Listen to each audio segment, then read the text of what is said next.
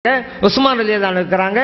மலை ஆடுது, ஓங்கி அடிக்கிறார்கள் தங்களுடைய காலால் அந்த மலையை. நபியல்லாம் ஸல்லல்லாஹு அலைஹி வஸல்லம் சொன்னாங்க, உஸ்புத் உஹுத், உஹதே அசையாதே, ஏன் ஆடுகிறாய் அசைகிறாய்? உன் மேல ஒரு நபி இருக்கும்போது, உன் மேல ஒரு சித்திக் இருக்கும்போது, உன் மேல 2 ஷஹீதுகள் இருக்கும்போது எப்படி நீ ஆடலாம் என்று கேட்கிறார்கள். காலால் அடித்து ஆர்டர் போடுகிறார்கள். மலை ஆடுவதை நிறுத்துகிறது. புகாரிலே பதிவு செய்யப்பட்ட ஹதீஸ். ஸல்லல்லாஹு அலைஹி வஸல்லம் நபி என்று சொன்னாங்க, சித்திக்னு சொன்னாங்க. நபி தன்னை பத்தி சொன்னாங்க, சித்திக் அபூபக்கர் சித்திக் ரலியல்லாஹு அன்ஹு சொன்னாங்க.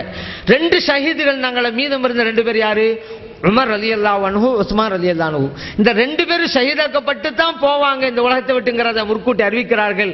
அவங்க சொன்ன மாதிரி தான் நடந்தது. உஸ்மான் ரலியல்லாஹு அன்ஹு அவர்களும் உமர் ரலியல்லாஹு அன்ஹு ஷஹீதாக்கப்பட்டு தான் இந்த உலகத்தை விட்டு போனாங்க. இதுதான் நபிகள் நாயகம் ஸல்லல்லாஹு அலைஹி வஸல்லம் அவர்கள். மறைவான ஞானம் உண்டுன்னு கேட்டா, அல்லாஹ் சொல்லி இருக்கிறானே, நீங்க எனக்கு மறைமுக ஞானம் உண்டு என்று நான் சொல்ல மாட்டேன் என்று மக்களுக்கு அறிவுங்கள் என்று. உண்மைதான், அதுல சந்தேகமே கிடையாது. அதே இறைவன் தான் இன்னொரு இடத்துல சொன்னான், ஆலிமுல் கைபி ஃபலா யுظஹிரு அலா கைபிஹி அஹதன் இல்லா மனிர்தலா மிர் ரசூலின். இறைவனுக்கு மறைமுக ஞானம் உண்டு, யாருக்கு சொல்லிக் கொடுக்கிறது இல்ல, தன்னுடைய திருத்தூதர் ஸல்லல்லாஹு அலைஹி வஸல்லம் அவர்களுக்கு இறைவன் சொல்லிக் கொடுக்கிறான் என்று இறைவனை சூரத்தில் ஜின்னில் சொல்லி காட்டுறான்ல இறைவன். அப்ப இதுல என்ன புரியுது? ஸல்லல்லாஹு அலைஹி வஸல்லம் பார்த்து மறைமுக ஞானம் உண்டு நான் உங்களுக்கு சொல்ல மாட்டேன் அப்படின்னா என்ன அர்த்தம்? நானாகவே தெரிந்ததாக எனக்கு இல்லை, நானே தெரிந்து கொண்ட மறைவு ஞானம் எனக்கு எதுவுமே கிடையாது என்று சொல்லுங்க. அப்ப எப்படி தெரிந்தது? இறைவன் சொல்லிக் கொடுத்து தெரிந்தது. இப்படிதான் நம்ம பிரிக்கிறோம். தானாக தெரிந்ததுங்கிறது ஸல்லல்லாஹு அவங்களுக்கு இல்ல, அல்லாஹ்வுக்கு தான். இறைவனால் சொல்லிக் கொடுத்து தெரிந்தது நபியல்லாம் ஸல்லல்லாஹு அவங்களுக்கு. அல்லாஹ்வே குர்ஆன்ல சொன்னது. இது போய் மறுக்கலாமா? நான் 6665 வசனத்தை ஒப்புக்கொள்றேன், ஒரு வசனத்தை மட்டும் ஒப்புக்கொள்ள மாட்டேன்டாரு. அவர் வெற்றி பெற முடியுமா? அவர் மூமினாக இருக்க முடியுமா?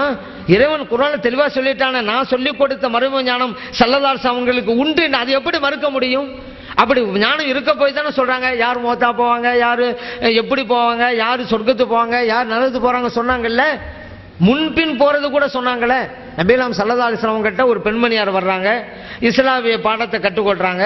அவங்க சொந்த ஊருக்கு திரும்பி போகும்போது, யார சொல்லலாம் மறுபடியும் நான் இங்க வந்து நீங்க இல்லண்டா நான் யார்கிட்ட போய் இஸ்லாமிய பாடத்தை பெற்றுக்கொள்வது? நபியல்லாம் ஸல்லல்லாஹு அலைஹி வஸல்லம் சொல்றாங்க, ஃபைல்லம் தஜ்தீனி ஃபஅதி அபூபக்கர், நீ வருகை தருகின்ற போது நான் இல்லைன்னு சொன்னா அபூபக்கர் சித்திக் ரலியல்லாஹு அன்ஹு அவங்கள்ட்ட போய் இஸ்லாமிய பாடத்தை நீங்க பயின்று கொள்ளுங்கள். புகாரிலே பதிவு செய்யப்பட்ட ஹதீஸ். அப்படின்னா என்னங்க அர்த்தம்? ஸல்லல்லாஹு அலைஹி வஸல்லம் அவங்க, நான் தான் முன்னால போயிடுவேன் இந்த உலகத்தை விட்டு, அதுக்கு பிறகு அபூபக்கர் சித்திக் ரலியல்லாஹு அன்ஹு வாழ்வார்கள், அவர்களுடைய மரணம் பின்னால் தான் அப்படிங்கிறத எவ்வளவு தெளிவாக சொல்லி காட்டியிருக்கிறார்கள். நான் இல்லையா விட்டா அங்கே வா என்றா என்ன அர்த்தம்? நான் முதலா ஃபர்ஸ்ட் மௌத்தா போயிருவேன், அதுக்கு அடுத்து தான் அபூபக்கர். எவ்வளவு தெளிவாக இருக்கிறது புகாரில. நம்மளும் அப்படி சொல்ல முடியுமா? நான் ஃபர்ஸ்ட் போயிருவேன், என் நண்பர் 2ஆவதா தான் மௌத்தா போவாரு, நம்ம சொல்ல முடியுமா?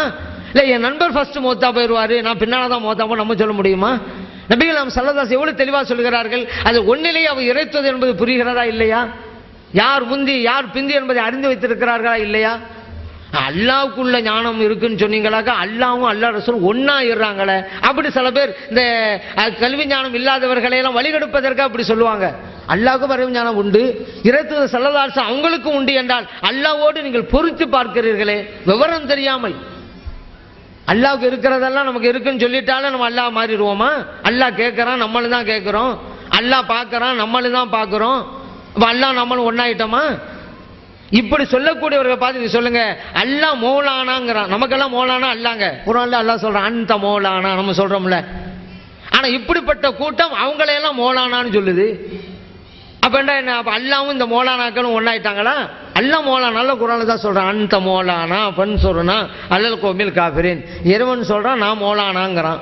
இன்னைக்கு சில பேர் நாங்கள்லாம் மௌலானாங்கிறாங்க. அப்ப அவங்களுக்கு சொல்றோம், அப்ப நீங்களும் அல்லாஹ் ஒன்னா ஷிர்க் வைக்கிறேன்னு கேட்கணும். அல்லாஹ் நம்ம மௌலானான்னு சொல்றது வேற, இன்னைக்கு மனிதர்கள்லாம் மௌலானான்னு சொல்றது வேற, மீனிங் வேற ஆயிருது.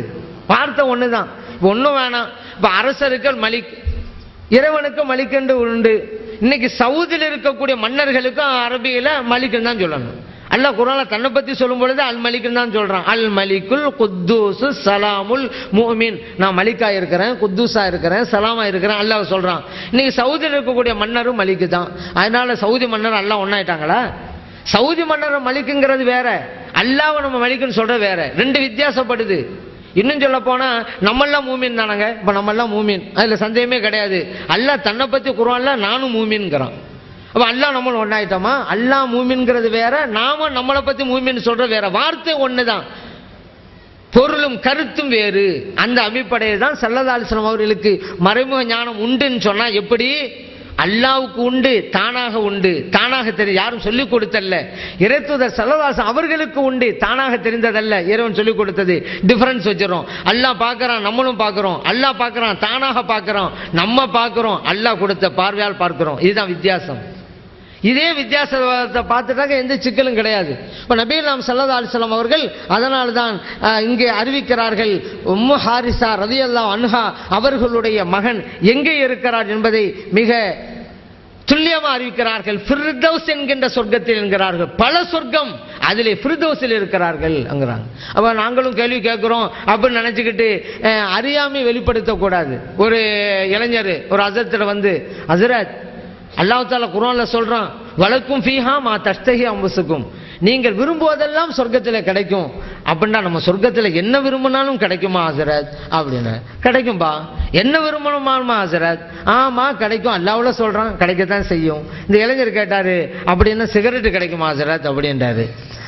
அதற்கு விவரமா இருந்தாங்க, அதனால பதில் சொன்னாங்க, சிகரெட்டு கிடைக்கும்பா, ஆனா அதை பத்த வைக்கிறதுக்கு நீ நரகத்துக்கு தான் போகணும், அங்கதான் நெருப்பு இருக்குது அப்படின்னு சொன்னாரு. சில பேர் இப்படி கேள்வி கேட்கணும்னு கேட்பாங்க, வெளிப்படையில் பார்த்தா அழகான நினைப்போம், அடிப்படையிலே கேள்வி தவறு அப்படியாவும் இருக்கும். ஒரு ஆள் ஒரு ஹஸரத் கேட்டாரு, ஹஸரத் ஒரு ஆள் ஆடு மாடு பிஸ்மில்லா சொல்லி அறுக்கிறாரு, இது சாப்பிடலாமா? சாப்பிடலாம் ஹஸரத் சொன்னாங்க. அடுத்து அவர் கேள்வி கேட்கிறாரு, ஆடோ மாடோ தன்னால செத்து போச்சு, அதை சாப்பிடலாமா? ஹஸரத் சொன்னாங்க சாப்பிடக்கூடாது அப்படின்னாங்க. சட்டத்தை சொல்லிட்டாங்களா? இப்போ இந்த இளைஞர் கேள்வி கேட்கிறாரு, தன்னுடைய திறமை வெளிப்படுத்துற மாதிரி கேள்வி கேட்கிறாரு. அது என்ன அப்படின்னு கேட்டா, என்ன ஹஸரத் இது, மனுஷன் மௌத்தாக்கனா அதை சாப்பிடலான்ட்டீங்க, அல்லாஹ் மௌத்தாக்கனா அது சாப்பிடக்கூடாதுங்கிறீங்க அப்படிங்கிறாரு. அடுத்தது மனிதன் பிஸ்மில்லா சொல்லி அடுத்தது மனுஷன் மௌத்தாக்கினது அது சாப்பிடலான்ட்டீங்க, தானா செத்து போனது அல்லாஹ் மௌத்தாக்கினது அதை சாப்பிடக்கூடாதுங்கிறீங்க, அது என்ன அநியாயம்னு கேள்வி கேட்கிறாரு. வெளிப்படையில் பார்த்தாக்கா என்னமோ நல்ல சிந்தனை தான் கேள்வியை கேட்டுவிட்டாரேன்னு நினைப்போம். கேள்வியே தவறு, அடிப்படையில் கேள்வியே தவறு. ஏன்னு கேட்டா, மனுஷன் மௌத்தாக்கினதை சாப்பிடலான்னு சொன்னதே தப்பு. மனுஷன் எப்படி மௌத்தாக்குவான்? மௌத்தாக்குற சக்தி மனுஷனுக்கு இருக்குதா? இவன் அறுக்கட்டும் அல்ல தானா செத்து போட்டும், மௌத்தாக்குறது இறைவன். அப்படிங்கும் பொழுது மனுஷன் மௌத்தாக்கனா சாப்பிடலான்னு சொன்னீங்கன்னு இவர் கேட்டதே தவறு. இங்கதான் நம்ம புரியுறோம். சில பேர் கேள்வி கேட்டாலும் ஒழுங்கா பதில் சொல்ல தெரியாது, பதில் சொன்னாலும் ஒழுங்கா கேள்வி கேட்குது, அப்படியெல்லாம் இருக்குது. ஆசிரியர் கேட்டாரு மாணவனை பார்த்து, அசோகர் ஏன் சாலையோரங்களில் மரங்களை நட்டார்? ஒரு ஸ்டூடெண்ட் சொன்னான், நடு ரோட்ல நட்டா டிராபிக் ஜாம் ஏற்படும்ல, அதனால ஓரத்தில் நட்டாரு அப்படின்ட்டாங்க. இன்னொரு ஆசிரியர் பாடம் நடத்தினாரு, சுத்தம் சோறு போடும் அப்படின்றாரு. ஒரு மாணவன் கேட்டான், எது சார் சால்னா ஊத்தம் அப்படிங்கிறான். இவர் எதை கேட்டாலும் ஈட்டிக்க முடியாதாங்கிறது. ஆசிரியர் பாடம் நடத்தினாரு, இந்த பொல்லாதவங்களுக்கெல்லாம் கோபம் மூக்கு மேல வரும் அப்படின்றாரு. ஒரு ஸ்டூடெண்ட் கேட்டான், நல்லவங்களுக்கெல்லாம் கோபம் காது மேலையா சார் அப்படிங்கிறான். இப்படித்தான் எதை சொன்னாலும் இது, டே நீ படிச்சுட்டு என்னடா செய்வ பின்னால? ஒருத்தன் சொன்னான், நான் படிச்சு முடிச்சுட்டு டாக்டர் ஆவேன். இன்னொருத்தர் சொன்னா நான் படிச்சு முடிச்சுட்டு இன்ஜினியர் ஆவேன். இன்னொருத்தர் சொன்னா நான் படிச்சு முடிச்சுட்டு வக்கீல் ஆவேன். ஒரு ஸ்டூடெண்ட் சொன்னா, சார் நான் படிச்சு முடிச்சுட்டு புஸ்தகத்தை மூடி வைப்பேன் அப்படிங்கிறான். இதுதான் தெரியுமா? இதே அவர் கேட்டாரு, அவர் கேட்டது ஒண்ணு, பதில் சொல்றது ஒண்ணு. இந்த மாதிரி தான் சில பேர் கேள்வி கேட்கணும்னு நினைச்சுக்கிட்டு அவர்களுடைய அறியாமையை, குர்ஆன் விஷயத்தில் அவருடைய அறியாமை, ஹதீஸ் விஷயத்திலே அவருடைய அறியாமையை வெளிப்படுத்திக் கொண்டிருக்கிறார்கள் அப்படிங்கிறத நாம் அறிந்து கொள்ள வேண்டும். இந்த ஆயுதம் ஏந்தி போர் தொடுப்பதனுடைய சிறப்பை பற்றி ஸல்லல்லாஹு அலைஹி வஸல்லம் சொன்னாங்க. சொர்க்கத்தினுடைய வாசல்கள் எல்லாம் வாட்களின் நிழலுக்கு கீழ்தான் இருக்கிறது என்பதையும் சொன்னார்கள். முஸ்லிமிலே பதிவு செய்யப்பட்ட ஹதீஸ். அப்படின்னா என்ன அர்த்தம்? சொர்க்கத்தின் வாசல்கள் என்கிறார்கள். அப்படின்னா ஒரு ஷஹீது சொர்க்கத்துக்கு போது முடிவு பண்ணிட்டா எந்த வாசல் வழியாகவும் போகலாம், அவ்வளவு வாசல்களும் திறக்கப்பட்டிருக்கும் அப்படிங்கிற அர்த்தம். நிச்சயமா ஒரு சொர்க்கம் போவாரு அப்படிங்கிறதையும் ஸல்லல்லாஹு அலைஹி வஸல்லம் சொல்றாங்க. எந்த அளவுக்கு இதுல ஏதோ ஒரு வகையில உதவி செய்திருந்தால் கூட நன்மை கிடைக்கும். பாருங்களேன், ஒரு சஹாபி வஃபாத் ஆயிட்டாங்க, இஸ்லாத்தை ஏற்றுக்கொண்டவர் தான், சில தவறுகளை செய்தவர், இஸ்லாத்தை ஏற்றுக்கொண்டவர். அதனால ஸல்லல்லாஹு அலைஹி வஸல்லம் தொழுகையை நடத்துவதற்காக போய் நிற்கிறார்கள். உமர் ரலியல்லாஹு அன்ஹு சொன்னாங்க, யா ரசூலல்லாஹ் லா துஸல்லி அலைஹி, அவருக்கு நீங்க தொழுகை நடத்தாதீங்க. இன்னும் ரஜுல் ஃபாஜிர், எவ்வளவு பெரிய தப்பெல்லாம் பண்ணிருக்கிறார் தெரியுமா அவருக்கு நீங்க தொழுகை நடத்த வேணாம் அப்படின்னாங்க. நபிகள் நாயகம் ஸல்லல்லாஹு அலைஹி வஸல்லம் அந்த சபையில ஒரு கேள்வி வைக்கிறாங்க, அருமை தோழர்களே, இந்த நபர் இஸ்லாத்திற்காக